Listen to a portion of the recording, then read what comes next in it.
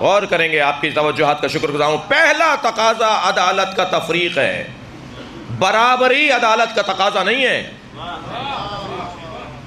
تفریق عدالت کا تقاضا ہے۔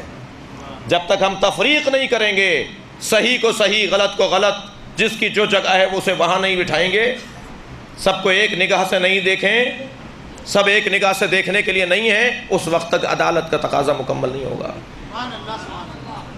بنیادی طور پر تفریق ضروری ہے۔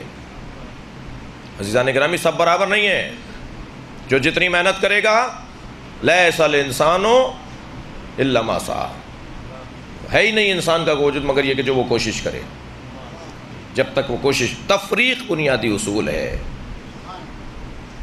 فضلنا بعضهم علی بعض، میں نے سارے نبیوں کو ایک جیسا نہیں رکھا، میں نے ساری کتابوں کو ایک جیسا نہیں رکھا، میں نے سارے ولیوں کو ایک جیسا نہیں رکھا، میں نے سارے صحابہ کو ایک جیسا نہیں رکھا، حتیٰ اہل بیت کے اندر کلنا محمد، اور سب کے سب علی ضرور ہیں،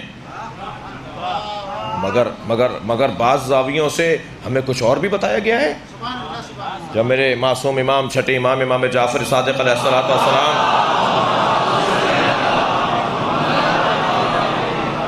کربلا معلیٰ پہنچے ہیں اور امام حسین کی زیارت کو گھوڑے سے اتر کے پیدل چل کے جا رہے ہیں، جہاں امام کا باغ ہے آپ زیارت کر کے آئے ہیں، وہاں سے امام سواری پر نہیں گئے، قبر حسینی تک پیدل چل کے جا رہے ہیں۔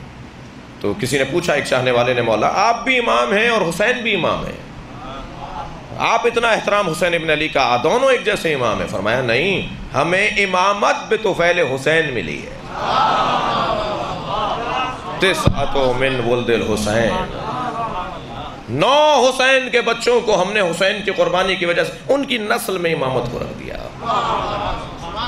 اور فرمایا امام حسن کی نسل میں نہیں ہے امامت، امام حسین کی نسل میں امامت ہے، اس لیے کہ حسین ابن علی نے قربانی دی ہے، برابر نہیں ہے۔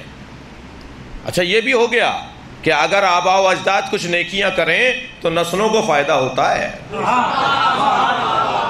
صلوات پڑھیں ذرا محمد و آل محمد۔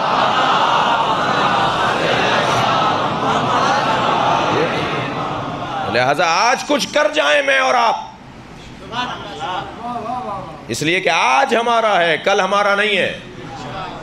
آج ہم کچھ کر جائیں، جو جہاں جیسا جو کچھ کر سکتا ہے وہ کر جائے، تاکہ نسلوں میں خوبیاں منتقل ہو جائیں، آئندہ نسلیں بھی اپنے آباء و اجداد کے کہنے پہ عمل کر سکیں۔